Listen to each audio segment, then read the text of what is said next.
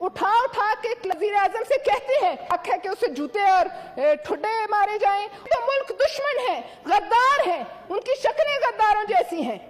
इस आदमी को पाँव डी चौक पे उल्टे लटके होते, हमारे लीडरान उल्टे लटके होते। आज भी शर्म नहीं कि इम्पोर्टेड हुकूमत, हम लोगों के सर पे पगड़ियां नहीं है, लेकिन होना हमारे साथ भी है।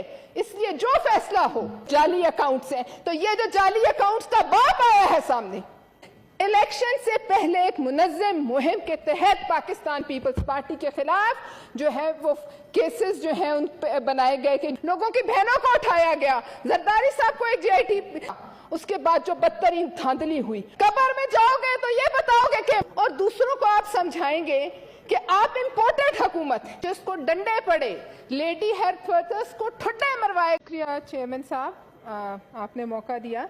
मैं कुछ बातें जो है रिकॉर्ड की दुरुस्ती के लिए करना चाह रही हूँ। मुझे बड़ा अफसोस है कि बाहर जैसे हमारे सेनेटर्स ने कहा कि उनसे किसी ने बदतमीजी की, लेकिन आप और हम, हमारी अभी याददाश्तें इतनी कमज़ोर नहीं है कि इसी पार्लियामेंट हाउस के बाहर जिसको डंडे पड़े, लेडी हेल्थ वर्कर्स को ठुड्डे मरवाए गए, उठा उठा के क्लर्कों को, रेडियो पाकिस्तान के एम्प्लॉइज को जो है वो पुलिस की गाड़ियों में जानवरों की तरह फेंका गया।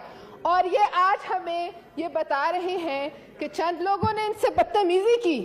मुझे उसका भी अफसोस है कि नहीं करनी चाहिए, इनका इस्तेकाक है, लेकिन उस वक्त क्या ये हम कोई खास मखलूक है और वो आम आवाम जो है उसका हक है कि उसे जूते और ठुड्डे मारे जाएं। और इनके आगे अगर 10 लोगों के आगे कोई खारदार तार गलती से आ गई तो ये हमें कहते हैं कि उनके खिलाफ तरीके इस्तेकाक पेश करें। तो फिर वो तमाम लोग जिन्होंने ऑर्डर दिए थे उन आम पाकिस्तानियों को जूते मारने के, उनके खिलाफ कौन सी तहकीक इस्तेकाक बनती है? फिर पेश की जाए तो सब की जाए, इकट्ठी की जाए। और चेयरमैन साहब, दूसरी बात, ये आज हमें बता रहे हैं कि ममनुआ फंडिंग पे बात हो गई।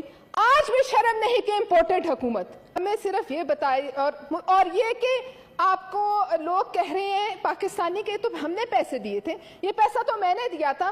तो वो रोमेता शेट्टी भी पाकिस्तानी है, वो जेरिश बेरी हैरी स्नैप्स जो सारे यहूदी थे वो भी पाकिस्तानी है। उनका भी हमें आप दिखा दीजिए पाकिस्तानी होने का सबूत, ताकि हम मान लें वो सब कहां से थे, वो सारे पैसे आए। और दूसरों को आप समझाएंगे कि आप इम्पोर्टेड हुकूमत है, आप शिर्क करते हैं। एक दीन इलाही शायद मैं गलत ना हूं तो 1582 में आया था, जो अकबर बादशाह ने जो लेकर आया था। एक ये नई दीन इलाही की नई शक्ल, जिसमें कहा जाता है कि जो अमीरुल मुनाफिकीन की उसके मुखालिफ जाएगा वो बहुत बड़ा मुशरिक है। कब्र में जाओगे तो ये बताओगे कि हमें बताया जाए, बहुत हमारे उलमाए कराम बैठे, हम सब मुसलमान हैं, हमें पता है शिर्क क्या होता है। आप हमें शिर्क की नई डेफिनेशन सुनाए, समझाएंगे, आप हमें कलमा पढ़ाएंगे, ये क्यों नहीं बोलते? आप हमें नया मुसलमान बनाने का एक तरीका जो है वो न सिखाएं। आप अपने किए की बात करें कि आपने क्या किया।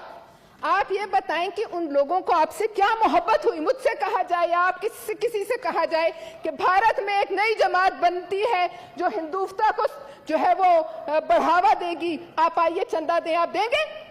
क्यों देगा कोई भारतीय पाकिस्तान में चंदा? लिहाजा चेयरमैन साहब, बात यह है कि ये जो आज एहतजाज है ये इस बात का नहीं है कि इनके साथ बुरा हुआ या जुल्म हुआ या 8 साल बाद फैसला आया तो गलत आया। ये तकलीफ आज ये है, इसी बात का वॉकआउट है। और इसी बात के वॉकआउट की वजह से आज जब कहानियां सामने तुम्हारे आ रही हैं, पूरी दुनिया तुम्हारा तमाशा देख रही है, तो तुम हमें कहते हो आज भी कि तुम इम्पोर्टेड हो। तो बात यह है कि आप तो कहते थे कि फ्री लंच इस दुनिया में नहीं होता, आप कहते थे there is no free lunch in this world. तो ये जो आप लेते रहे पैसे, उसके बदले, उस लंच के बदले आपने क्या दिया और क्या वजूहात है कि सीपैक का बट्ठा आपके आते के साथ ही बैठ गया। जो पीपल्स पार्टी ने बड़ी कुछ असलूबी से पास करा के नून को दिया और इनके आते ही और 5 साल हमें कहा गया ये मईशत की रीढ़ की हड्डी है, इसके खिलाफ जो बात करेगा वो कौमी दुश्मन है। तो आज क्या हुआ, आकर उसको जमीन बोस कर दिया।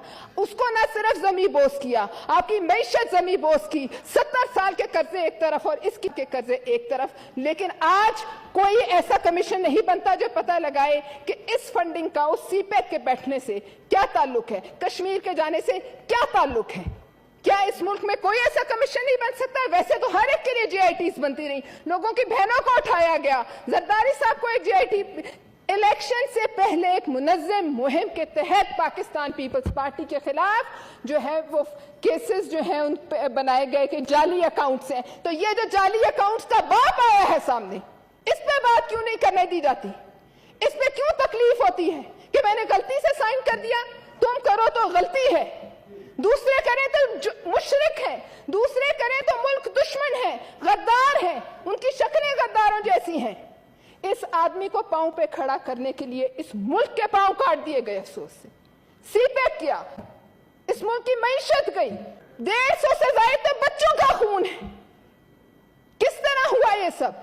इस पे कमीशन बनना चाहिए। और हम वजीर आजम से कहते हैं, रिक्वेस्ट करते हैं कि बेशक इनकी फौजें कहते हैं कि हमारी ये बाहर की हुकूमत है और इंपोर्टेड हुकूमत है, इस पे भी बनाए कमीशन।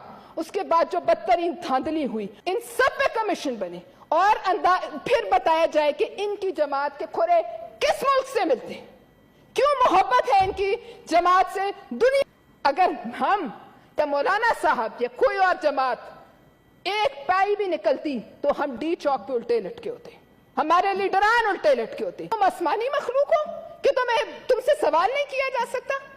लिहाजा मैं रिक्वेस्ट करती हूं as a member of senate अपने प्राइम मिनिस्टर साहब से कि एक कमीशन बनाया जाए जो इन तमाम चीजों का जो है अहाता करे। हकीम सईद ने क्या कहा? क्या वो सब झूठे थे? क्या उन्होंने लिफाफे लिए थे? क्या फाइनेंशियल टाइम्स ने लिफाफा लिया है? क्या वो झूठ बोलते हैं? और अगर झूठ बोलते हैं तो आपने डेफेमेशन अभी तक क्यों नहीं फाइल की?